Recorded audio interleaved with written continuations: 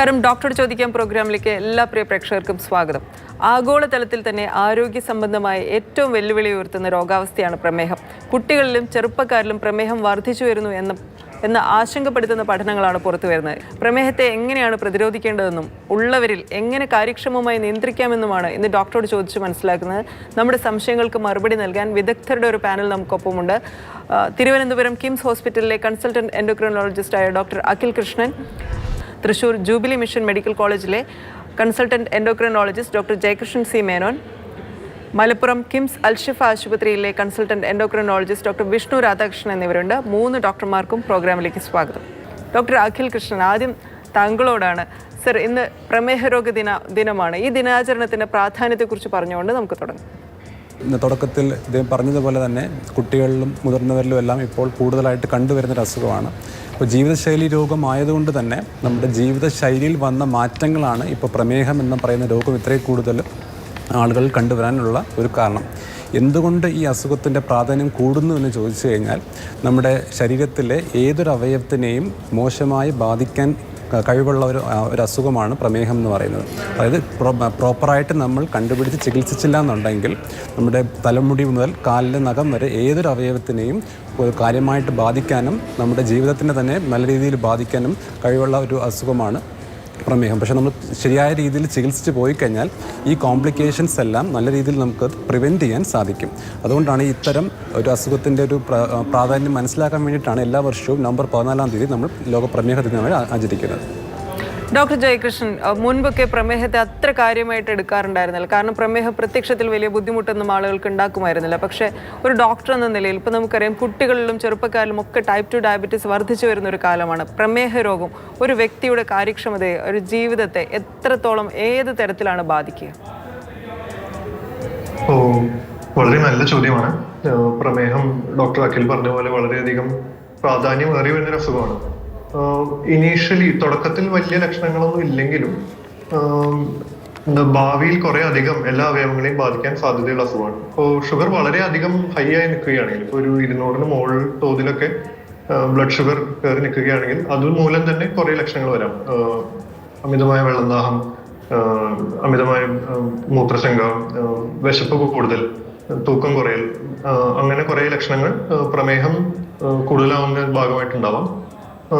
ഇതില്ലാതെ തന്നെ ചെറിയ തോതിൽ പ്രമേഹം കൂടിയാൽ തന്നെ ബാക്കി അവയവങ്ങളെ ബാധിക്കാം. ഇതിന്റെ ഭാഗമായി നമ്മുടെ കണ്ണുകളുടെ കാഴ്ച നഷ്ടപ്പെടാം, നമ്മുടെ കാലുകളിലേക്കുള്ള സെൻസേഷൻ കുറയാം, അവിടെ കാര്യമായ വേദനയും തരിപ്പും ഒക്കെ അനുഭവപ്പെടാം. നമ്മുടെ വൃക്കകളെ ബാധിക്കാം. വൃക്കകളെ ബാധിച്ചാൽ വൃക്കയുടെ പ്രവർത്തനം കുറഞ്ഞ് ഡയാലിസിസിലേക്ക് വരെ നീളാം അതിന്റെ ഭാഗമായിട്ട്. പിന്നെ ഹാർട്ട് അറ്റാക്ക്, സ്ട്രോക്ക് എന്നീ വിധ അസുഖങ്ങളുടെയും തോത് വളരെയധികം വർദ്ധിപ്പിക്കുന്നുണ്ട് പ്രമേഹം എന്ന അസുഖം. ഇതെല്ലാം കാരണം നമ്മൾ പ്രമേഹത്തെ വളരെ സീരിയസ് ആയി കാണുന്നു. അതിനെ തുടക്കം തൊട്ടേ വളരെ കെയർഫുള്ളായി ചികിത്സിച്ചു കഴിഞ്ഞാൽ ഈ കോംപ്ലിക്കേഷൻസ് ഒക്കെ ഒരു വളരെ വലിയൊരു പരിധിവരെ നമുക്ക് കുറയ്ക്കാം എന്ന് പഠനങ്ങൾ തെളിയിച്ചിട്ടുണ്ട്. ഡോക്ടർ വിഷ്ണു, ഇപ്പോൾ വളരെ ചെറുപ്പക്കാരായാലും ഇപ്പോൾ പഠിക്കുന്ന കുട്ടികളായിക്കോട്ടെ, ജോലി ചെയ്യുന്നവരായിരിക്കോട്ടെ, എത്തരത്തിലാണ് അവരുടെ ഒരു വർക്ക് ലൈഫിനെ പ്രമേഹം ബാധിക്കുക? എല്ലാവരുടെയും വർക്ക് ലൈഫിനെയും അതുപോലെ തന്നെ കുട്ടികളുടെ കാര്യത്തിലാണെങ്കിൽ ഇപ്പോൾ ടൈപ്പ് 1 ഡയബറ്റീസ്, ടൈപ്പ് 1 പ്രമേഹം കുട്ടികളിലാണ് ഉണ്ടാവുക. അത്തരം പേഷ്യൻസിലാണെങ്കിൽ അവരുടെ സ്കൂൾ ലൈഫിനെയൊക്കെ പലപ്പോഴും പ്രതികൂലമായിട്ട് ബാധിക്കും. കാരണം നമ്മൾ ഒരാൾ പ്രമേഹ രോഗി ആവുന്നതോടുകൂടി തന്നെ അവർ കൃത്യമായിട്ട് മെഡിസിൻ കുറെ കാര്യങ്ങൾ, സോഷ്യൽ റെസ്ട്രിക്ഷൻസും മെഡിക്കൽ റെസ്ട്രിക്ഷൻസും ഒക്കെ അവരുടെ മുകളിൽ ഇമ്പോസ് ചെയ്യപ്പെടുകയാണ്, കൂടുതൽ വന്നുകൊണ്ടിരിക്കുകയാണ്. എന്ന് പറഞ്ഞു കഴിഞ്ഞാൽ അവർക്ക് കൃത്യമായിട്ട് ഇടവേളകളിൽ മെഡിസിൻ എടുക്കേണ്ടതായിട്ട് വരും, കൃത്യമായിട്ടുള്ള ഇടവേളകളിൽ എക്സസൈസ് ചെയ്യേണ്ടതായിട്ട് വരും, ഡയറ്റ് റെസ്ട്രിക്ഷൻ വരും. ഇപ്പൊ നമ്മുടെ പാരമ്പര്യമായിട്ടുള്ള പല ഡയറ്റുകളും അന്നജം കൂടുതലായിട്ടുള്ളതാണ്, അപ്പൊ അതൊക്കെ റെസ്ട്രിക്ട് ചെയ്യേണ്ടതായിട്ട് വരും. അപ്പൊ ഇതൊക്കെ ജോലി സ്ഥലത്തിലേക്ക് കൊണ്ടുവരുന്ന സമയത്ത് പലപ്പോഴും പല പ്രായോഗിക ബുദ്ധിമുട്ടുകളും വരും. ജോലിക്കുള്ള പലർക്കും പല ഷിഫ്റ്റുകൾ ഉണ്ടാവും, നൈറ്റ് ഷിഫ്റ്റ് വർക്ക് ചെയ്യുന്നവരുണ്ടാവും, പല ഷെഡ്യൂളുകൾ ഉണ്ടാവും. കുട്ടികൾക്കാണെങ്കിൽ സ്കൂളുകളിൽ പീരീഡുകളായിട്ടും അവർക്കിപ്പോ ടൈപ്പ് 1 പ്രമേഹത്തിന്റെ കാര്യത്തിലാണെങ്കിൽ ഇൻസുലിൻ മാത്രമാണ് അവർ ചികിത്സ എന്ന് പറയുന്നത്. അപ്പൊ 3 നേരം അല്ലെങ്കിൽ 4 നേരം ഇൻസുലിൻ എടുക്കേണ്ടതായിട്ട് വരും. അപ്പം കൃത്യമായ ഇടവേളകളിൽ ഈ പേഷ്യൻസിനെ എടുക്കാനായിട്ട് കിട്ടുന്നുണ്ടാവില്ല. അല്ലെങ്കിൽ ഇതിന്റെ അണ്ടർസ്റ്റാൻഡിങ് പലപ്പോഴും, ഇതിനെക്കുറിച്ചുള്ള അവബോധം പലപ്പോഴും പേഷ്യൻസിന് ചുറ്റുമുള്ള കോവർക്കേഴ്സ്, കൂടെയുള്ള ആളുകൾക്ക് അല്ലെങ്കിൽ കൂടെയുള്ള സ്റ്റുഡൻസിനൊക്കെ വളരെ കുറവായിരിക്കും. അത് ഇതിന്റെ മാനേജ്മെന്റ് സാമൂഹികമായിട്ട് വളരെ ബുദ്ധിമുട്ടുള്ള രീതിയിൽ ബാധിക്കും. ഇപ്പം 3 നേരം ഇൻസുലിൻ എടുക്കാൻ അനുവദിക്കാത്ത സ്കൂളുകളൊക്കെ ഉണ്ട്. അപ്പം അത്തരം സ്കൂളുകളിലേക്ക് ഇപ്പം ചികിത്സിക്കുന്ന ഡോക്ടർമാരെ നമ്മൾ ലെറ്റേഴ്സ് എഴുതി കൊടുക്കാറുണ്ട്. അവർക്ക് കൃത്യമായിട്ട് ഇത്തരം ചികിത്സകളും മറ്റും ലഭിക്കേണ്ടതാണ്. അതുകൊണ്ട് അതിനുള്ള സൗകര്യങ്ങൾ അവർ കൊടുക്കുന്നത് നല്ല രീതിയാണ്. അപ്പം ഈ റെസ്ട്രിക്ഷൻസ് ഒക്കെ നമ്മുടെ ജീവിതത്തിൽ വരുന്നത് പലപ്പോഴും വർക്ക് ലൈഫ് ബാലൻസിനെയും അതോടൊപ്പം തന്നെ തൊഴിലിടങ്ങളിലെയും അല്ലെങ്കിൽ കുട്ടികളുടെ കാര്യങ്ങളാണ് സ്കൂളിലെയും അവരുടെ പെർഫോമൻസിനെയും പൊതുവെയുള്ള ജീവിത രീതിയൊക്കെ ബാധിച്ചെന്ന് വരാം. അപ്പൊ ഇതിനെ കുറിച്ച് കൂടുതൽ അവയർനെസ് കൊടുക്കുക, അപ്പം അവരുടെ കൂടെയുള്ളവരെയും അവയറാക്കുക, ജനറൽ അവയർനെസ് വർദ്ധിപ്പിക്കുക എന്നുള്ളതാണ് ഇത്തരം പ്രശ്നങ്ങളിൽ നിന്ന് രക്ഷപ്പെടാനുള്ള ഒരു മാർഗം. വ്യക്തമാണ്. ഡോക്ടർ അഖിൽ, ഇപ്പോൾ നമ്മൾ സംസാരിച്ചുകൊണ്ട് വരുന്ന യുവാക്കളിൽ പ്രമേഹം വളരെയധികം വർദ്ധിക്കുന്ന സാഹചര്യത്തിൽ എന്തെല്ലാം ലക്ഷണങ്ങളാണ് ഒരു വ്യക്തി തിരിച്ചറിയേണ്ടത്? ഓക്കെ, വളരെ നല്ല ചോദ്യമാണത്. നമ്മൾ തുടക്കത്തിൽ സംസാരിച്ചതുപോലെ പ്രമേഹം ഇപ്പം ചെറിയ പ്രായത്തിലുള്ള ആൾക്കാർക്കുള്ളിൽ കൂടുതൽ കണ്ടുവരുന്നുണ്ട്. അതും പ്രധാനമായിട്ടുള്ള കാരണം ജീവിതശൈലി വന്ന മാറ്റങ്ങൾ തന്നെയാണ്. അതായത് അമിതവണ്ണം ഇപ്പോൾ ചെറിയ പ്രായത്തിലുള്ള കുട്ടികൾ കൂടുതൽ കണ്ടുവരുന്നുണ്ട്. അപ്പോൾ അത് കണ്ടാണ് നമുക്ക് പ്രമേഹം 2 തരം പ്രമേഹമുണ്ട് പ്രധാനമായിട്ടും. നേരത്തെ ഡോക്ടർ സംസാരിച്ചതുപോലെ ടൈപ്പ് 1ഉം ടൈപ്പ് 2ഉം ഉണ്ട്. അപ്പോൾ ഈ ടൈപ്പ് 2 പ്രമേഹമാണ് കൂടുതലായിട്ടും അമിതവണ്ണം ഉള്ളവരിൽ കാണുന്നത്. അപ്പോൾ ഒരു 90% മുകളിലുള്ള പ്രമേഹം ടൈപ്പ് 2 പ്രമേഹമാണ്. അപ്പോൾ കുട്ടികളിൽ നമ്മളൊരു പ്രമേഹം കണ്ടുവരുമ്പോൾ ആദ്യം നോക്കേണ്ടത് ടൈപ്പ് 1 ആണോ ടൈപ്പ് 2 ആണോ എന്നുള്ളതാണ്. അപ്പോൾ ഈ അമിതവണ്ണമുള്ള ഈ ചെറിയ പ്രായത്തിലുള്ള ആൾക്കാരിൽ ടൈപ്പ് 2 പ്രമേഹമാണ് കൂടുതലായിട്ട് കണ്ടുവരുന്നത്. അതിൻ്റെ പ്രധാനപ്പെട്ട കാരണം നേരത്തെ സൂചിപ്പിച്ചതുപോലെ ഈ ജീവിതശൈലിയിലുള്ള മാറ്റങ്ങളാണ്. അപ്പോൾ എന്തൊക്കെ ലക്ഷണങ്ങളാണെന്നുള്ളത് ഡോക്ടർ ജയകൃഷ്ണൻ നേരത്തെ സൂചിപ്പിച്ചു കഴിഞ്ഞു. നമുക്കത് പലപ്പോഴും പ്രമേഹം തുടക്കത്തിൽ വലിയ ലക്ഷണങ്ങൾ കാണിച്ചു കൊള്ളണമെന്നില്ല. ഒരുപാട് രക്തത്തിലെ പഞ്ചസാരയുടെ അളവ് ക്രമാതീതമായിട്ട് കൂടുമ്പോഴത്തേക്കാണ് നമുക്ക് നേരത്തെ പറഞ്ഞ പോലെയുള്ള ലക്ഷണങ്ങൾ, അതായത് ഒരുപാട് വെള്ളദാഹം കൂടുതലായിട്ട് വരാം, ഇടയ്ക്കിടയ്ക്ക് യൂറിൻ പോകണമെന്നുള്ള ടെൻഡൻസി വരാം, നമുക്ക് ഒരുപാട് വണ്ണം കുറയാം, ഡയറ്റ് ഒന്നും നോക്കാതെ തന്നെ വണ്ണം കുറയുന്ന അവസ്ഥ വരാം. ഇതെല്ലാം പ്രമേഹം ഒരുപാട് മൂർച്ഛിക്കുമ്പോൾ മാത്രം വരുന്ന ഒരു ലക്ഷണങ്ങളാണ്, അല്ലെങ്കിൽ പഞ്ചസാരയുടെ അളവ് ഒരുപാട് കൂടുമ്പോൾ മാത്രം വരുന്ന ലക്ഷണങ്ങളാണ്.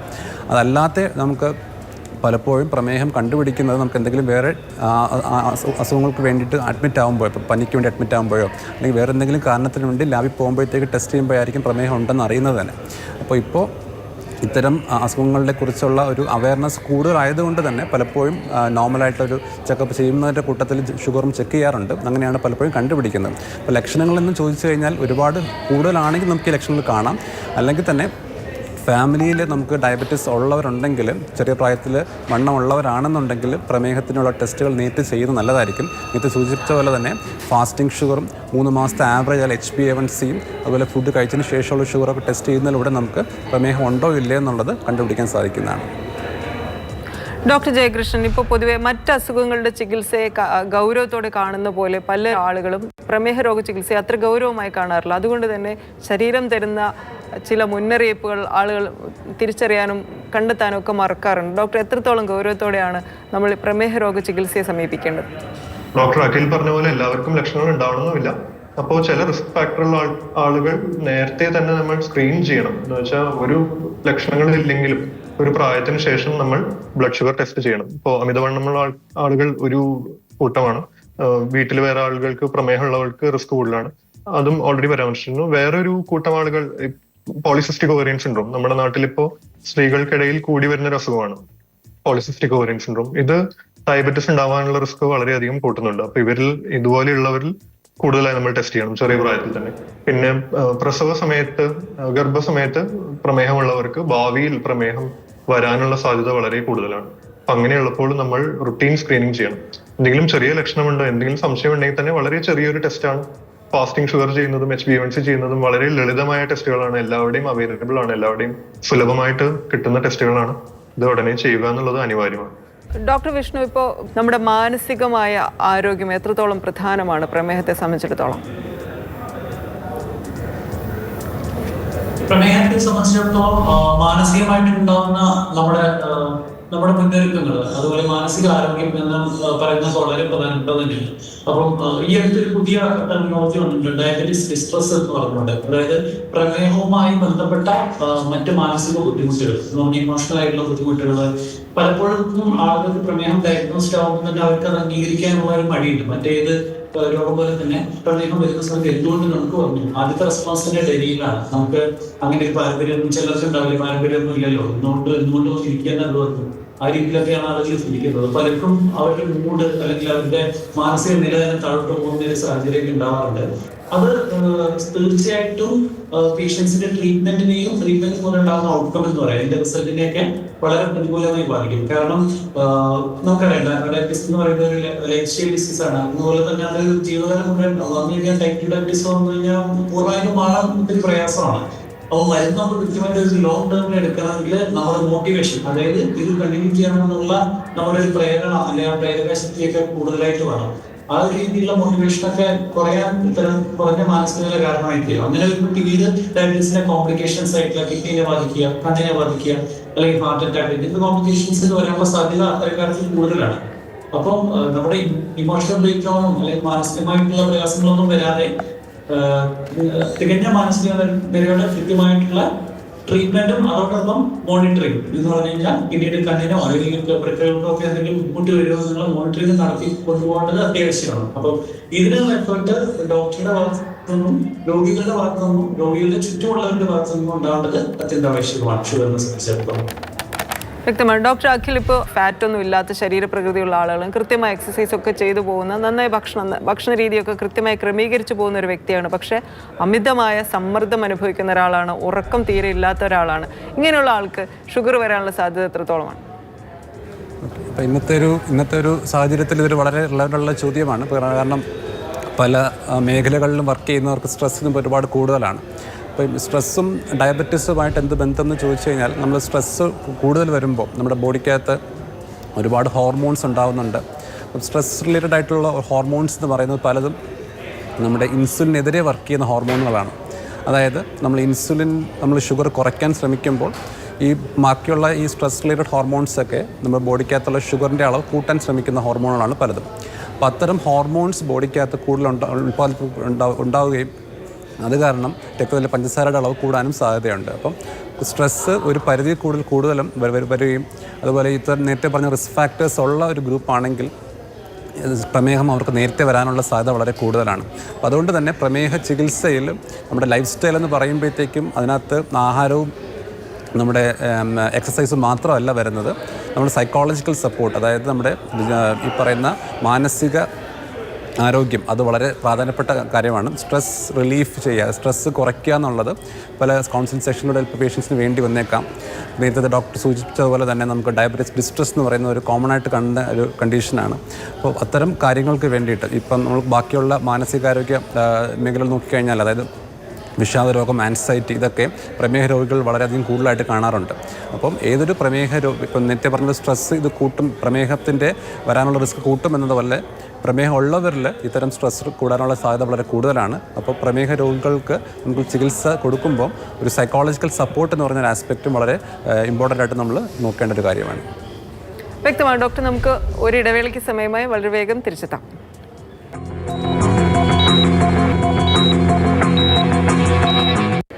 തുടരുന്നു. പ്രമേഹത്തെ എങ്ങനെയാണ് പ്രതിരോധിക്കേണ്ടതെന്നും പ്രമേഹമുള്ളവരിൽ എങ്ങനെ കാര്യക്ഷമമായി നിയന്ത്രിക്കാമെന്നുമാണ് ഇന്ന് നമ്മൾ ഡോക്ടറോട് ചോദിച്ച് മനസ്സിലാക്കുന്നത്. നമ്മുടെ സംശയങ്ങൾക്ക് മറുപടി നൽകാൻ വിദഗ്ധരുടെ ഒരു പാനൽ നമുക്കൊപ്പമുണ്ട്.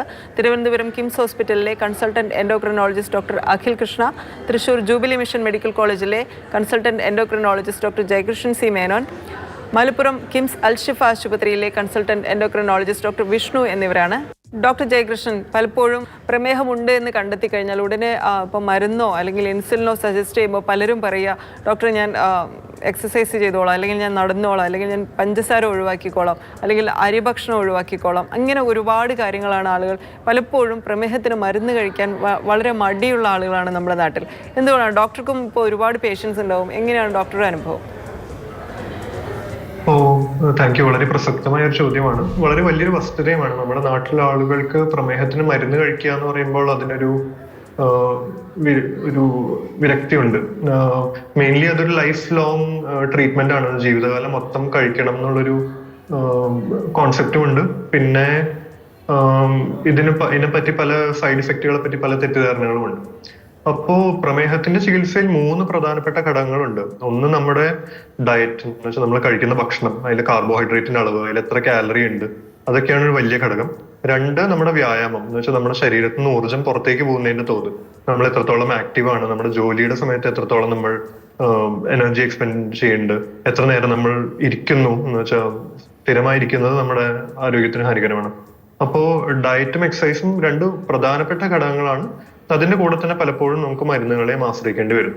അപ്പോൾ എപ്പോഴും തുടക്കത്തിൽ ഒരു രോഗിക്ക് ഷുഗർ കണ്ടുപിടിച്ച, പ്രമേഹം കണ്ടുപിടിച്ച, ചെറിയ തോതിൽ ബ്ലഡ് ഷുഗർ കൂടുതലുള്ളൂ എന്ന് വെച്ചാൽ ഇപ്പോൾ HbA1c ഒരു 7.5 അല്ലെങ്കിൽ 8 താഴെയാണെങ്കിൽ വളരെയധികം ലക്ഷണങ്ങളൊന്നുമില്ല എന്ന് വെച്ചാൽ അവർക്ക് ആദ്യം പറഞ്ഞ പോലെ ഈ അമിതമായ വെള്ളം ദാഹം, വെയിറ്റ് ലോസ് അങ്ങനെയൊന്നും ഇല്ലെങ്കിൽ പലപ്പോഴും നമ്മൾ അവരോട് ആദ്യം തുടക്കത്തിൽ ജീവിതശൈലി നിയന്ത്രിക്കാനാണ് പറയാറ്. കഴിക്കുന്ന ഭക്ഷണത്തിന്റെ അളവ് ശ്രദ്ധിക്കാനും കൂടുതൽ വ്യായാമം ചെയ്യാനുമാണ് അഡ്വൈസ് ചെയ്യാറ്.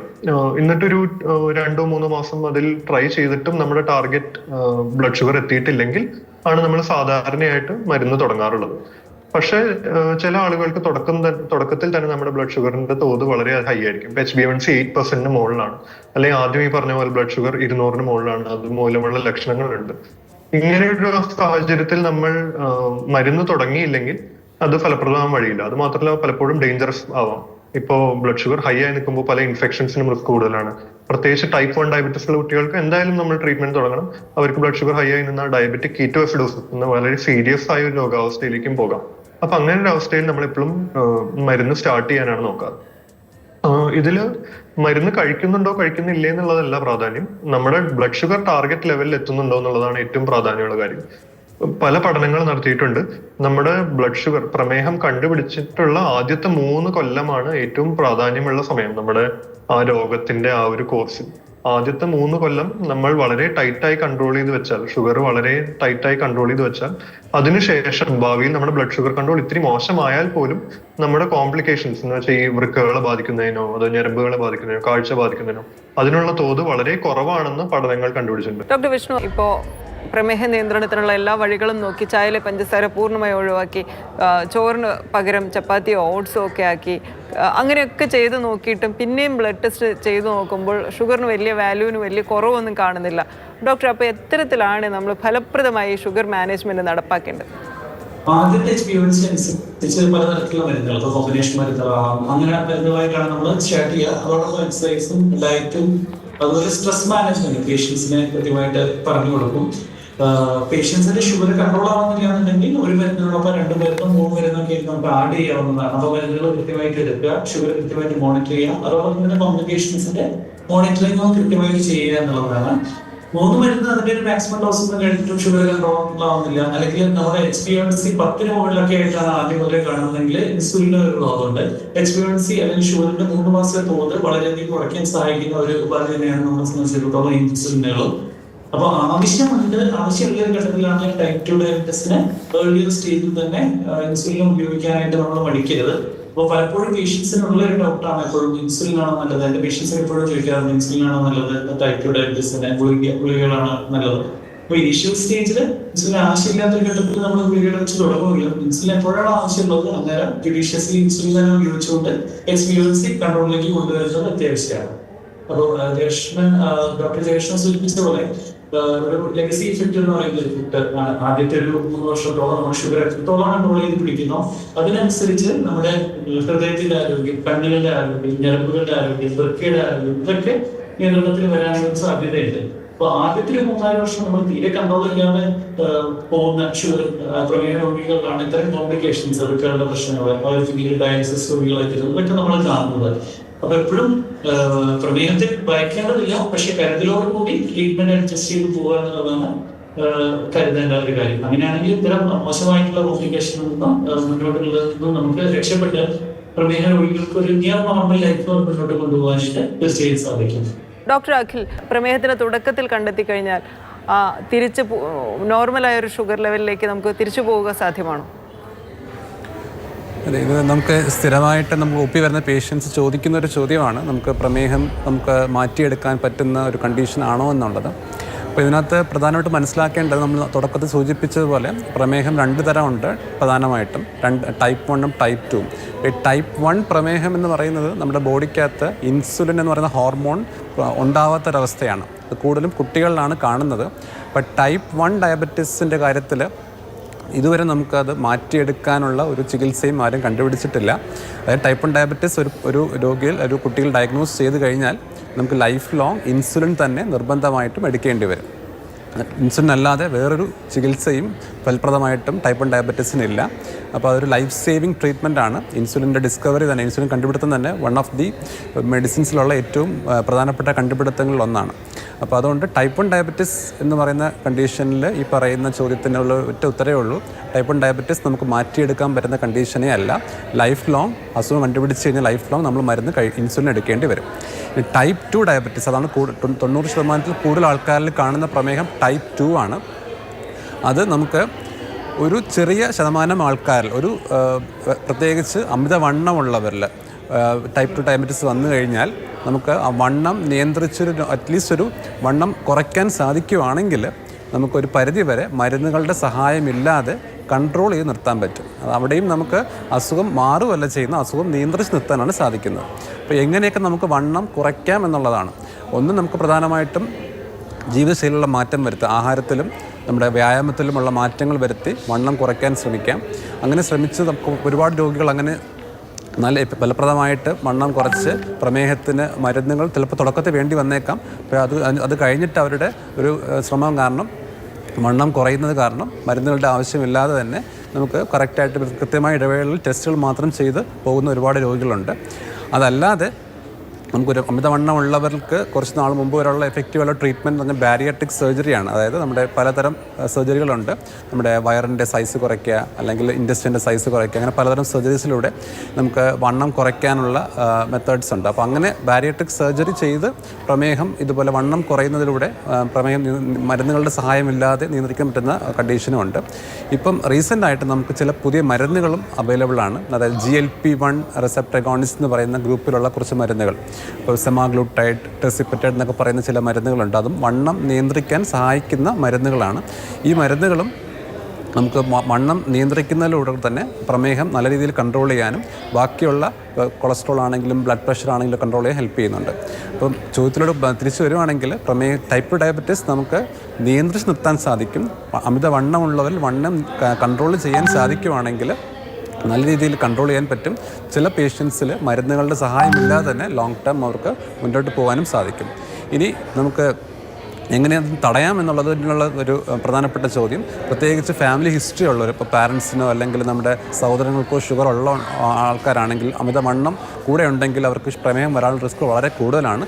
അവർക്ക് നേരത്തെ തന്നെ പ്രമേഹം വരാനുള്ള സാധ്യതകളുണ്ട്. അപ്പോൾ അങ്ങനെയുള്ള ആൾക്കാർ തുടക്കത്തിൽ തന്നെ അവിടെ ലൈഫ് സ്റ്റൈൽ അതേ രീതിയിൽ മാറ്റം വരുത്തേണ്ടതാണ്. ഡയറ്റ് ശ്രദ്ധിക്കുക, എക്സസൈസ് റെഗുലറായിട്ട് നോക്കുക, വണ്ണം നമ്മുടെ ബോഡി മാസ് ഇൻഡെക്സ് എന്ന് പറയും, ഹൈറ്റും വെയിറ്റും വെച്ച് നോക്കുന്നതാണ്. ഒരു 23 താഴെ നിർത്താൻ പറ്റിയ ഏറ്റവും നല്ലത്. 25 മുകളിലോട്ട് പോകാതെ തന്നെ നോക്കുക. വണ്ണം നല്ല രീതിയിൽ നിയന്ത്രിച്ച് പോവുകയാണെങ്കിൽ നമുക്ക് പ്രമേഹം വരാതെ തന്നെ നോക്കാൻ സാധിക്കും.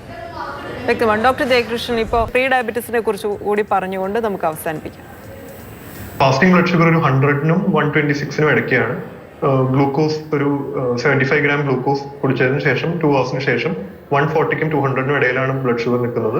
അല്ലെങ്കിൽ HbA1c 5.6നും 6.5നും ഇടയിലാണ് നിൽക്കുന്നതെന്ന് വെച്ചാൽ അത് പ്രീ ഡയബറ്റിസ് എന്ന അവസ്ഥയാണ്. പ്രീ ഡയബറ്റിസ് ഉള്ള ആളുകൾക്ക് ഒരു 10% ചാൻസ് ഉണ്ട് പെർ ഇയർ ടു കൺവേർട്ട് ഈ ടൈപ്പ് 2 ഡയബറ്റിസ് ആയി മാറാനായിട്ട്. അപ്പൊ ഈ ഒരു സ്റ്റേജിൽ തന്നെ നമുക്ക് ഇതിനെ തടയാൻ പറ്റുമെങ്കിൽ അത് വളരെ അഡ്വാൻറ്റേജസ് ആയിരിക്കും നമ്മുടെ പേഷ്യൻസിന്. ഇത് തടയാൻ പല രീതികൾ ശ്രമിച്ചിട്ടുണ്ട് ആൾക്കാർ. അതിൽ ഏറ്റവും ഫലപ്രദമായത് നമ്മുടെ ജീവിതശൈലി മാറ്റങ്ങൾ തന്നെയാണ്.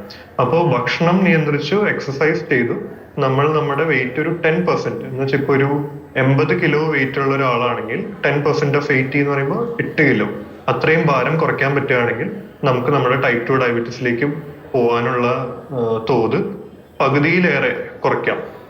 എന്ന് വെച്ചാൽ അതിനുള്ള ചാൻസ് നമുക്ക് ഹാഫ് ആക്കാം. അപ്പോൾ ഇതാണ് ഏറ്റവും ഫലപ്രദം. വേറെ ചില പഠനങ്ങളിൽ ചില മരുന്നുകളും ട്രൈ ചെയ്തിട്ടുണ്ട്. മെറ്റ്ഫോർമിൻ എന്ന മരുന്നൊക്കെ യൂസ് ചെയ്തിട്ടുണ്ട് ഈ പ്രീ ഡയബറ്റീസ് ഉള്ള രോഗികൾക്ക്, അവർക്ക് ഡയബറ്റീസ് വരാനുള്ള ചാൻസ് കുറയ്ക്കാനായിട്ട്. എന്നാൽ ഏറ്റവും ഫലപ്രദമായ കാര്യം ഇപ്പോഴും വെയിറ്റ് ലോസ് തന്നെയാണ്. അപ്പൊ വെയിറ്റ് ലൂസ് ചെയ്യാൻ നമുക്ക് ഭക്ഷണം നല്ല രീതിയിൽ നിയന്ത്രിച്ച് ഡെയിലി ഹാഫ് ആൻ അവർ എങ്കിലും വ്യായാമം ചെയ്ത് സ്ട്രെസ് ഒക്കെ നിയന്ത്രിച്ചും വെയിറ്റ് ഒരു 10% നമ്മുടെ കൺട്രോൾ ചെയ്യാൻ പറ്റിയാൽ നമുക്ക് ഡയബറ്റീസ് വരുന്നത് തടയാൻ പറ്റും പലപ്പോഴും.